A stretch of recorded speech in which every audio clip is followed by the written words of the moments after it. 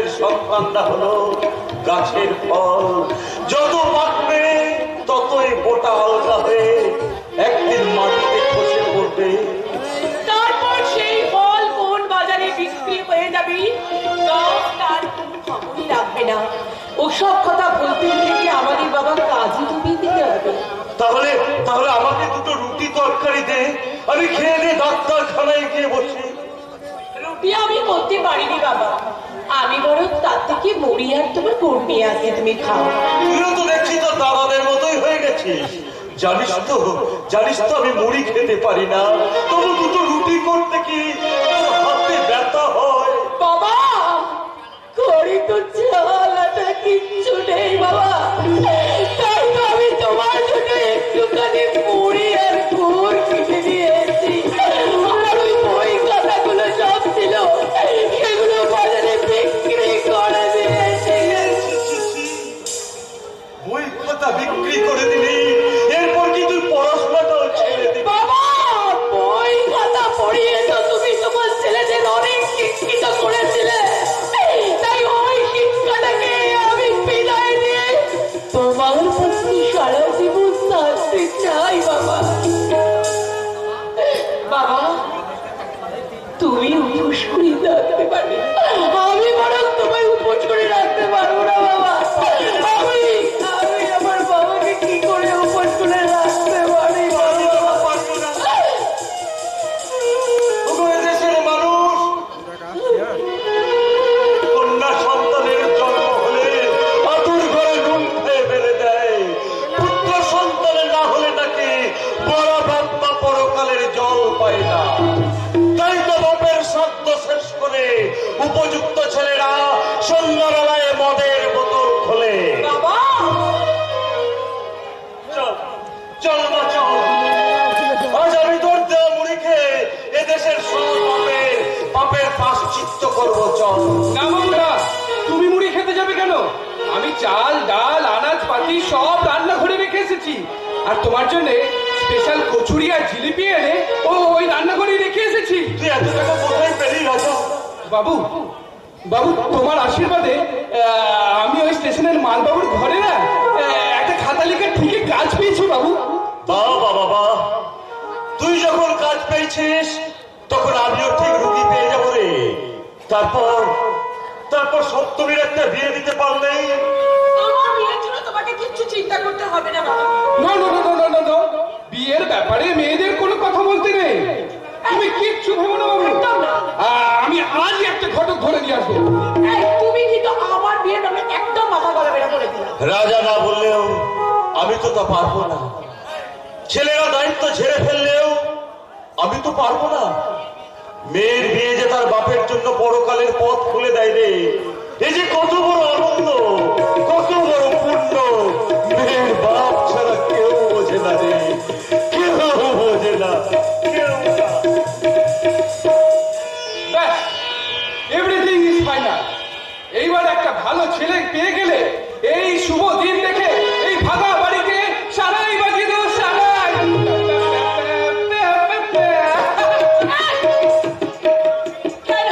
কেন তুমি আমার বিয়ে নিয়ে এত নাচানাচি করছো বলতে পারো? আমি যে তোমার ভালো চাই, আর তোমার মনের ভেতরে বেড়ে ওঠা একটা অনিঃশব্দকে আমি ভেঙে দিতে চাই। আমি থাকি তোমার মনের ঘুমি কোনো স্বপ্ন হয়নি বলো রাজা? ওঠে স্বপ্নে ওঠে, রঙিন সিনেমার মধ্যে একটা অবাস্তব কল্পনার ছবি মনের আকাশে ভেসে উঠে আবার মিলিয়ে যায়। রাজাদা জোনাকি জলে নিভে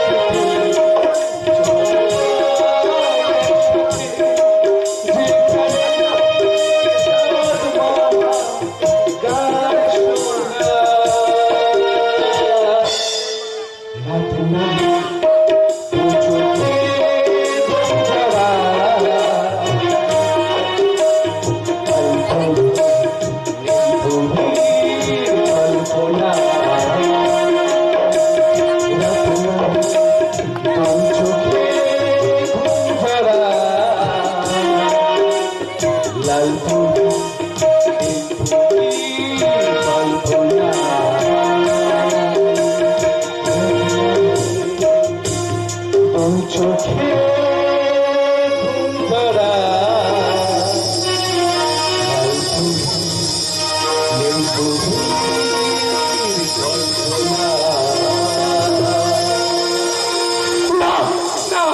না আমার যে স্বপ্ন দেখাটা মানায় না। আমি তো সামান্য একটা চাপা।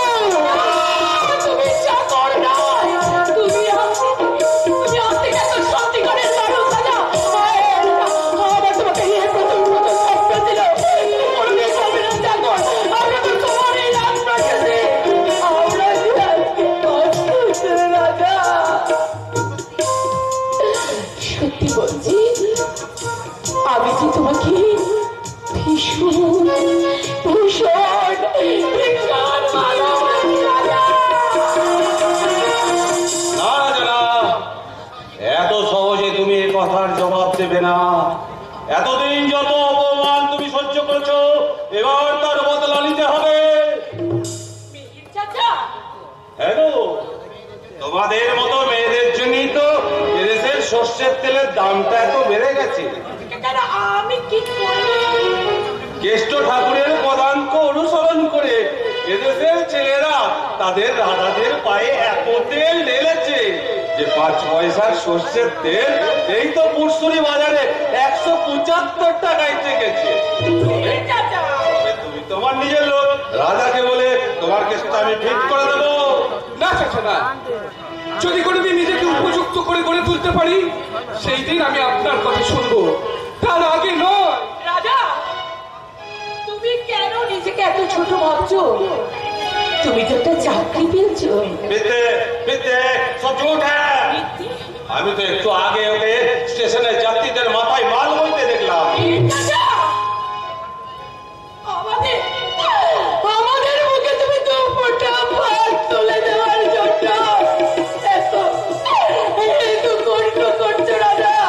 কেন কেন বলতে পারো রাজা, কেন? খবরদার সপ্তমী, কোনো কাজ কিন্তু ছোট নয়। রাজা চুরিও করেনি, আবার ভিক্ষেও করেনি, দস্তুর মতো গায়ে খেটে পয়সা রোজগার করেছে। এর মধ্যে কিন্তু কোনো লজ্জা নেই। তাহলে তাহলে বলো রাজা, বলো বলো, তুমি বলো কেন কেন কেন কেন? সত্যি কথাটা বললে বাবু যে ভীষণ দুঃখ পেত। দুঃখ পাবো কেন রে রাজা, দুঃখ পাবো কেন? মানুষ তো পথের ধুলা থেকে পাথর কুড়িয়ে এনে বটতলায় বসিয়ে পুজো করে। আজ থেকে আমি তোকে পুজো করবো রে, পুজো করবো। বাবু এই কথা শুনলে যে আমার পাপ হবে। তবু আমি কিছুটা পুণ্য অর্জন করবো রে। যা যা তুমি যা, রাজা রাজা চাল দিয়ে দুটো ভাত রান্না কর। জীবনে প্রথম সত্য ডাক্তার তার ছেলের পরিশ্রমের কেনা পয়সার ভাত খাবে। বাবু বাবু তাহলে কিন্তু আজ আমি রান্না করবো বাবু। আমার এই মহাগুরুর জন্য মহাপ্রসাদ রান্না করব, মহাপ্রসাদ। তাহলে সত্যি রাজাকে চাচ্ছি চাল বেশি নিতে বলো। আজ তোমাদের বাড়িতে আমার নেমন্তন্ন। নেমন্তন্ন বলছো কেন? নেমন্তন্ন তো খায় বাইরের লোক। আই ভাতের তালায় না আজকে আমরা সবাই আমাদের দুঃখ আনন্দটাকে ভাগ করে নেবো মিহির চাচা। দুঃখ আনন্দটাকে আমরা ভাগ। আপনি তাড়াতাড়ি বাইরে যান ডাক্তার বাবু, অনেক রোগী এসে লাইন দিয়ে বসে আছে। কি বলছো রে, এতদিন কেউ এলো না, আজ হঠাৎ লাইন লেগে গেছে। আমি তো অবাক হয়ে যাচ্ছি মেহের আলী। আমিও নিজের বাবাকে ভাগাড়া দেখে অবাক হয়ে যাচ্ছি। অবাক হওয়ার কিছুই নেই, ছেঁড়া জুতোকে তো মানুষ ভাগাড়েই ছুঁড়ে ফেলে দেয়। বড় বংশের মেয়ে হয়ে আমি আপনাকে কিছুতেই ভাগাড়ে আর এই ঝুপড়িতে পড়ে থাকতে দেবো না বাবা। আমরা স্টেশনের পাশে ফ্ল্যাট দিয়েছি, পাড়া প্রতিবেশী যদি জানতে পারে আমাদের বাবা এই ঝুপড়িতে থাকে তাহলে যে আমরা মান সম্মান থাকবে না বাবা। তো তাই বলুন, 1000 ইঁদুর মেরে বিড়াল এসেছে আমার হজ করতে। এই বাবার দুঃখে নয়, নিজেদের মান সম্মান বাঁচাতে মায়া কান্না করতে এসেছে। তাতে তোমার কে? আমাদের বাবা আমরা বুঝবো। বুঝেছো বলেই তো আমার ঘর গেছে, সংসার গেছে, চেম্বার গেছে। আরো বেশি বুঝলে জীবনটা নিয়ে যে টানাটানি পড়ে যাবে বৌমা। তুমি কেন বুঝতে চাইছো না বাবা?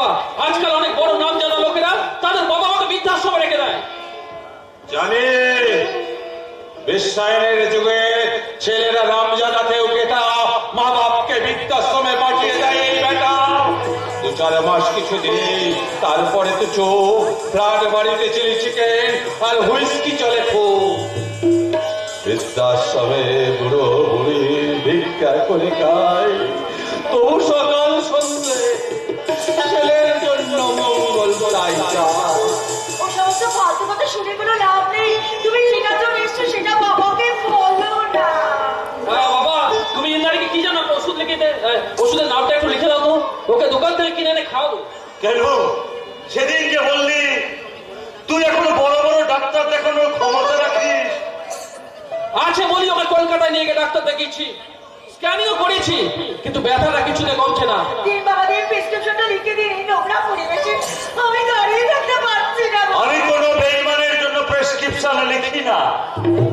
না দাদারা, কোনো ডাক্তার কখনো রোগীকে ফিরিয়ে দিতে পারে না।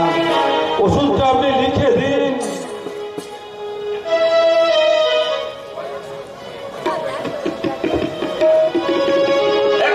টাকা দিন স্যার, সত্য ডাক্তারের ফি। তুমি নিজের ছেলের কাছে টাকা চাইছো বাবা? হ্যাঁ, আমি নিজের ছেলে বউয়ের জন্য বেকার খাটার কাজটা অনেকদিন আগেই ছেড়ে দিই। আপনার কি চক্ষু লজ্জা করে একটা জিনিস নেই? আপনি না আমাদের কনিষ্ঠ আত্মীয়। মানুষের দুটো পায়ের মধ্যে যতই আত্মীয়তা থাক মা, তাদের কিন্তু কখনো একটা জুতোই ঢুকানো যায় না। আমি বড় বংশের মেয়ে বাবা, টাকা খরচ করতে আমি ভয় পাই না। ধরুন টাকা, ধরুন প্রেসক্রিপশন দিন। চলো বাবা, আমরা পিতা সর্বপিতা ধর্ম মন্ত্র উচ্চারণ করতে চাইলেও তুমি কোনোদিন যুগের ধর্মকে মেনে নিয়ে নিজেকে স্বর্গের প্রতীক করে তুলতে পারলে না। এর পাপের ফল তোমাকে একাই ভোগ করতে হবে, একাই। পাপ পুণ্যের হিসাব ভুলে আমি তাহলে রুগী দেখতে যাচ্ছি মেয়ে। এই চিঠিটা আপনি নিয়ে যান ডাক্তার বাবু। কদিন হলো পোস্ট অফিসে পড়েছিল, আপনার নতুন ঠিকানাটা জানা নেই বলে এটা ডেলিভারি দিতে পারিনি। কার চিঠি? বাবা বাবা, পুলিশের আইনি সাহেব আমার চিঠির উত্তর দিয়ে লিখেছে বড়দাদের বিরুদ্ধে গোপনে তদন্ত শুরু হয়ে গেছে। তাতে খুশি হওয়ার কিছু নেই ডাক্তার বাবু। এদেশের থিয়েটারে সিনেমার শেষ দৃশ্যে পুলিশের প্রবেশ হয়, কিন্তু আমাদের এই বাস্তব জীবনের পালায় কোন দৃশ্যে কোন আসরে তিনি প্রবেশ করবেন সে জানে। তবু জীবন নাটকের পালাকার ওই ওপরে বসে একটা কথাই লিখে চলেছেন, সত্যমেব জয়তে। হয়তো আমি এদেশের সব পালাকারের উদ্দেশ্যে একটা কথাই বলবো, যতক্ষণ একটা শিশু বিনা চিকিৎসায় গোল খালি করে যায় মা, ঘুমিয়ে ওঠা পালাকার, যতদিন এদেশের বুকে শোনা যায় গোষ্ঠী তাইমুল্লার আর চিন্তার, তুমি ঘুমিয়ে ওঠা পালাকার, যতদিন শহরে উৎসবে যাওয়া পড়ে যায় ওই বোকা আমরা তাদের মানুষের হাত, তুমি ঘুমিয়ে না, ঘুমিয়ে না, তোমার কলমে দাও শান, ওই মাঠে মাঠে মানুষ সব রাজ্যে শুনতে তোমার পালাগান। নৈতিকতার ফলন দেখেও, মানবতার পতন দেখেও নির্লজ্জ অলস ভাবে বইছ কেন? সহস্রতার উন্মাদনার মন্ত্রণয়ে লোকজনে শ্রবণ ভঙ্গামি অনভঙ্গামি করে দেব না কেন? ঘরে অচল করছে হাহাকার তুলে নিঃশব্দে নীরবে। ও গঙ্গা তুমি, গঙ্গা বইছো কেন?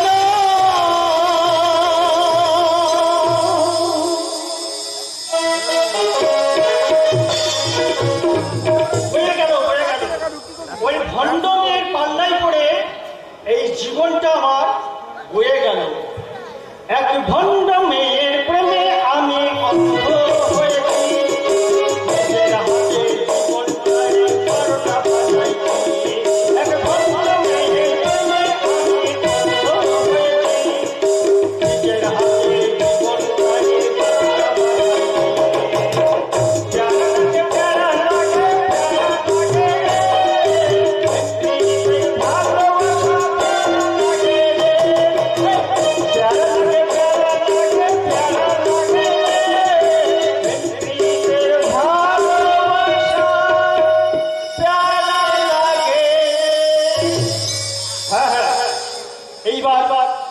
এক নতুন সুরে জীবনের পাওয়া বাধ্য। যে ফলার নায়িকা হবে ওই পাবেলা। রিমঝিম রিমঝিম এই রিমঝিম। বেশ করেছি, তুমি এতদিন যাক আমার নাম ধরে ডাকো।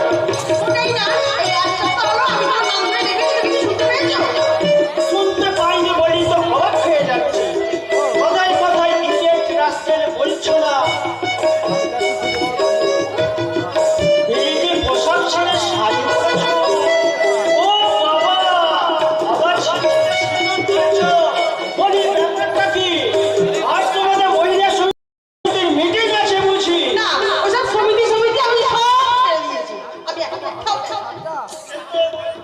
আমাকে সে খুলে বের করে হবে। বাংলার জন্মদিনে নেমন্তন্ন আছে, কিন্তু এবারতে আসার পর তুমি আমার সঙ্গে চুক্তি করেছিলে যে কেউ কারো স্বাধীনতায় বাধা দেব না। স্বাধীনতা নয়, ঘরের বউকে রেখে বাইরের মেয়ের সঙ্গে ঘুরতে গেলে কি বলে জানো? ব্যভিচার।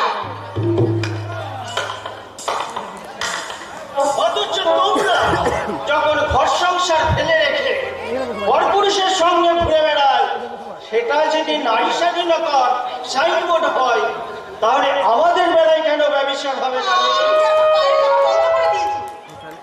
বড় দেরি করে ফেলেছে রিমঝিম।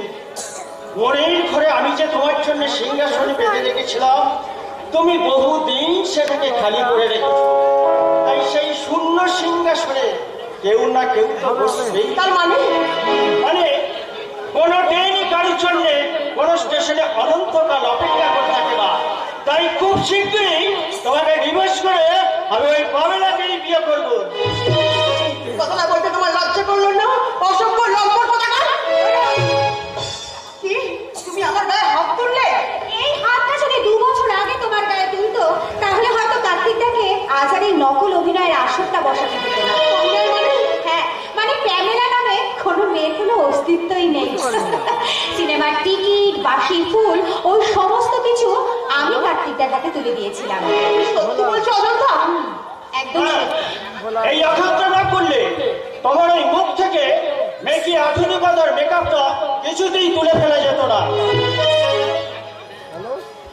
হ্যাঁ দিদি, হ্যাঁ, তুমি ঘর সংসারে এবার মনোযোগী হও, কারণ ঘর সংসার ছাড়া কোনো নারী যে তার পূর্ণতা লাভ করতে পারে না।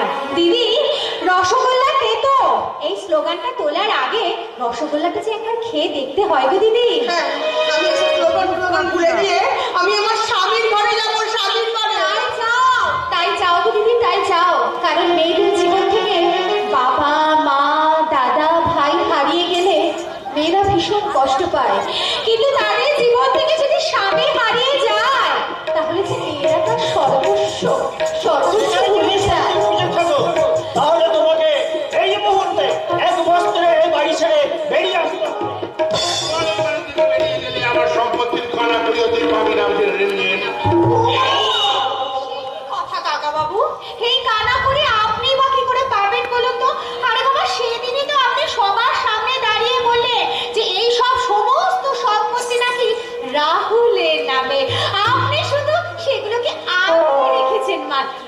সেই হিসাবটা আমি তোমাকে একদিন বুঝিয়ে দেবো। তাই আমাকে কিন্তু বোঝাতে আসবে না বাবা, বুঝলে? আমাকে কিন্তু বোঝাতে আসবে না, তাহলে আমি যাওয়ার আগে এই হাতে তোমার হাড়িটা ভেঙে নিয়ে যাবো। রিমঝিমকে যদি ফিরিয়ে আনতে চান, তাহলে জামাই ষষ্ঠীর দিনে আমার নামে একটা চিঠি পাঠাবেন। আমি ওকে সঙ্গে নিয়ে এসে আমজাম কাঁঠাল ফলের সঙ্গে একটু জামাই আদর খেয়ে যাবো। জামাই আদর। আদর না, আদর না, এরপর আমার সামনে এনে না আমি 2 হাত দিয়ে তার আবার ভুল করছেন। আরে বাবা, গলা টেপার জন্য 2টো হাত আপনি কোথায় পাবেন? আমার 36 কলার একটা কলা দিয়ে তো এই মাত্র আমি আপনার একটা হাত কেটে ফেললাম। মানে আপনার মেয়ে ওই রিমঝিম আর একটা হাত আরিকাতে গলা দিয়ে বসে আছে। দেখুন কোপটা তার গলায় ঠিক কখন বসে। আমি তোমাকে শেষবারের মতন বলছি, সিংহকে রক্তের লোভ দেখিও না, তাহলে তোমার জীবনটা কিন্তু নরক হয়ে উঠবে, নরক।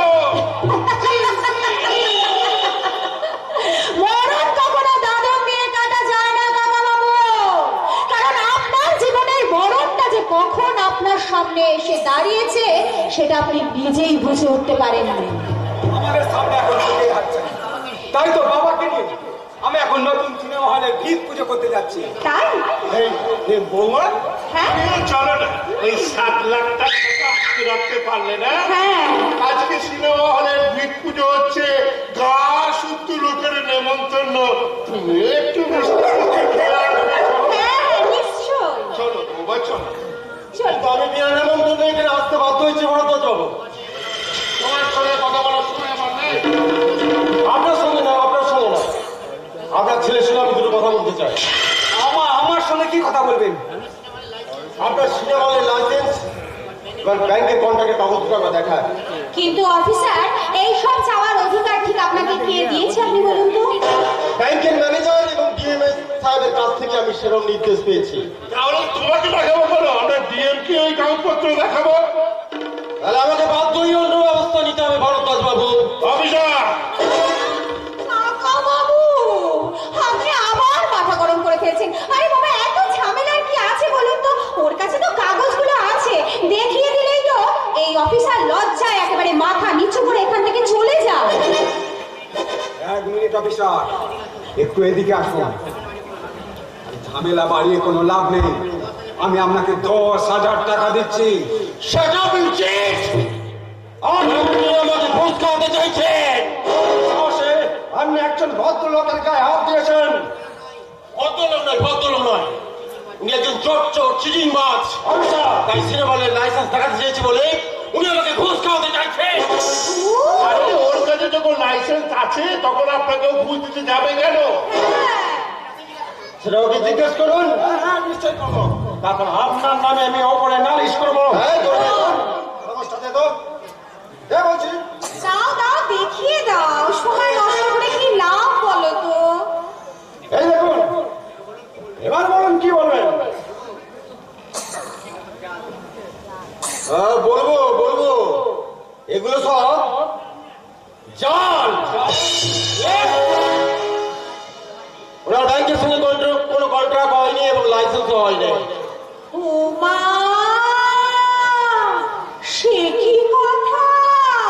ও কাকা বাবু, আপনি সব কথা শুনেছেন তো? বলছে লাইসেন্স গুলো নাকি জাল।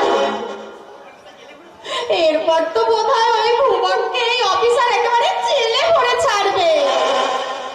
না অফিসার, নিশ্চয়ই আপনার কোথাও ভুল হচ্ছে অফিসার। কোনো ভুল নেই, এইবার আমি বুঝতে পেরেছি তোমাকে ফাঁকি দিয়ে ওই ভবন 7 লক্ষ টাকা চুরি করতে চাইছিল। ছি, ছি, ছি, ছি, ছি। এবার কি হবে বলো তো? আচ্ছা গ্রামে যখন আর 5 জন জানতে পারবে তখন কাকা বাবুর মান সম্মান সব চলে যাবে। আচ্ছা এটা কি করে পারলো বলো তো? সামনে ভোট, এইরকম সময় ভুবন কিনা কাকা বাবুর মান সম্মান সবকিছু এইভাবে মাটিতে মিশিয়ে দিল। এই শাস্তি ওকে পেতেই হবে। হ্যাঁ কাকা বাবুর সঙ্গে যে চোর চুরি করবে তাকে আমি নিচের হাতে শাস্তি দেব। হ্যাঁ তাই ভালো। ঠিক বলেছিস রাহুল, যে টাকা তোকে কোলে পিঠে করে মানুষ করেছি তার ঋণ এইভাবেই শোধ করে রাহুল, আমার একটা কথা শোনো, একটা কথা। আমার কাকার নামে মিথ্যা কলঙ্ক দিয়েছিস, বচ্চাদের সঙ্গে তুই চোর চুরি।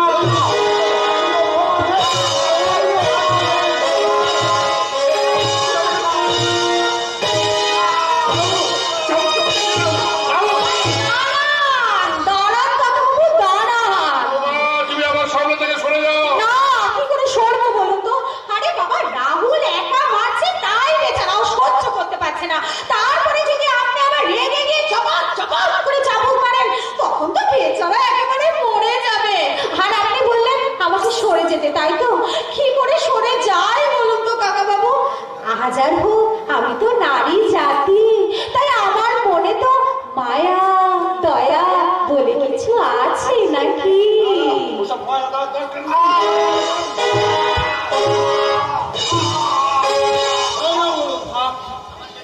আমাদের জন্য কিছু তুলে রাখুন, আপাতত ওকে আমি অ্যারেস্ট করে নিয়ে যাচ্ছি। আপনার মতো সচ্চরিত্র মানুষ নিশ্চিত তো বাধা দেবেন না। চলুন চলুন বলছি, চলুন। টাকার ব্যাগটা যেখানে পড়ে থাকলো রে রাবু, আমি ওটাকে এটা কি হবে? এটাকে সিমনিতে তুলে রাখি, আমি চাই। ছি ছি ছি ছি ছি ছি বাবা, ভুবন যে এতখানি অধঃপতনে যাবে এটা আমি স্বপ্নেও ভাবি। তাতে তাতে তোর কোনো দোষ নেই রে ভরতদাস, সব তো সেই রাহুলে। আমার তো হ্যাঁ হ্যাঁ, এতখানি বয়স হলো তবু ঘর সংসারে সব দায়িত্ব ওই ভরতদাসের উপর চাপিয়ে রেখেছে। তাই তো ভরতদাস নিজের ছেলে মেয়ের দিকে নজর দিতে পারেনি। হ্যাঁ বাবা তো একদম ঠিক কথা বলেছে। আরে বাবা, সরকারি চাকরিজীবীদেরও 5 বছরের পরে রিটায়ারমেন্ট হয়, আর কাকা বাবুকে দেখো এই বয়সে চাষবাস সবকিছু একেবারে নিজের হাতে দেখছে। তোমাদের জন্য আমি সবকিছু হাসি মুখে সহ্য করতে পারি বৌমা। এই কিন্তু আমি আর তোমাকে আর এতগুলো বোঝা বলতে দেবো না। তুমি অজন্তার হাতে তুলে দাও টাকা। না না, আমার কোনো অসুবিধা নেই রে, আমার কোনো অসুবিধা নেই, আমি ঠিক রাখতে পারবো টাকা। নাও টাকা, এতদিন ধরে আমরা তোমার উপর অনেক জুলুম করেছি, এবার তোমাকে আমরা ছুটি দেবো। নাও অজন্তা, টাকাটা নিয়ে নাও। টাকা বেশ দিন দিন কাকা বাবু। কাকা বাবু, আশা করি টাকাটা আপনি গুনে রেখেছেন, আমাকে আর নতুন করে টাকাটা গুনতে হবে না। টাকা দিলেই হবে না বৌমা, তাহলে ওই শেষটা হ্যাঁ। বন্দুকের চাবিটা তোমার এই আঁচলে বলতে না না বাবা, ওইসব চাবি খাবি দায়িত্ব আমি কিছুতেই নিতে পারবো না। থাকতে হবে, তুমি ভুলে যাও না তুমি এবারে বউ। টাকা টাকা চাবিগুলো দাও তো। আমি বলছিলাম যে আমার কোনো অসুবিধা নেই, বৌমার ছেলে মানুষ এত বড় দায়িত্ব কি সামলাতে পারবে? নিশ্চয় পারবে, তাহলে এত লেখাপড়া শিখে কি লাভ? না না না, সে তুমি আমাকে যতই বলো না কেন, ওই চাবির দায়িত্ব আমি কিছুতেই নেব না। কেন পারবে না বৌমা, কেন পারবে না? তুমি মিলে বাড়ি করে নিল শ্বশুর শাশুড়ির বোঝা তো কি বইতে হবে মা। ভরতদাস আর আমি আমরা কতদিন আর এই সংসারের বোঝা হয়ে বলবো। নাও নাও বৌমা নাও। বেশ, কাকা বাবু যখন আমাকে ভালোবেসে এত বড় একটা দায়িত্ব দিল, সেটা আমি দুধ পেতে মেনে নিলাম। কাকা বাবু, আপনি আমাকে আশীর্বাদ করবেন কাকা বাবু, আমি যেন চিরটা কাল ধর্মের কাছে এইভাবে মাথা নিচু করে বাঁচতে পারি, কারণ আপনার থেকেই আমি শিখেছি কাকা বাবু, যথা ধর্ম তথা জয়।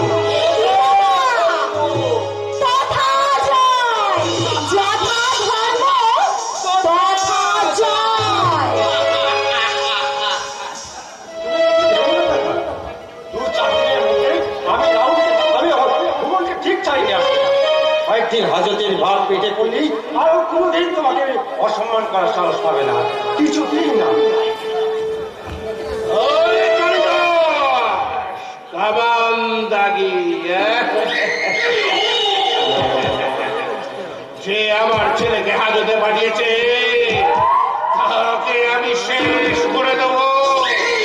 অজন্তার আগুন আর ওর বাপ থেকে তাই তুলবো চিতায়। আমি এই ভরসার এতদিন ধরে পত্রিকা করছে, এই সম্পত্তি আমি আমি আমি কাউকে দেবো না, আমি একা ভোগ করবো, একা। আমরা সে সকাল থেকে হত্যা দিয়ে বসে আছি।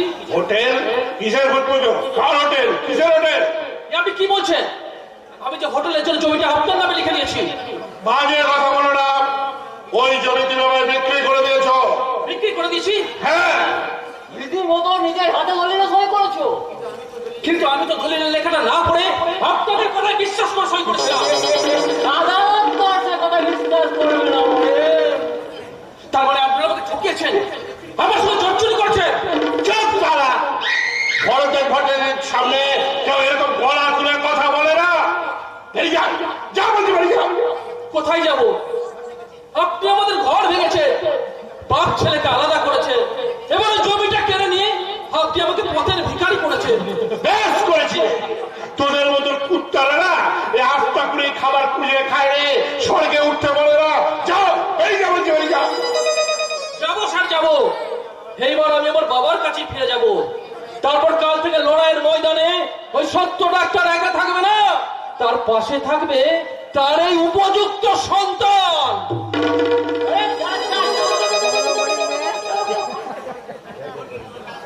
কিন্তু তোমার চোখের খারাপ করে ফেলবো। সেটা আমি পরে ভাববো রে।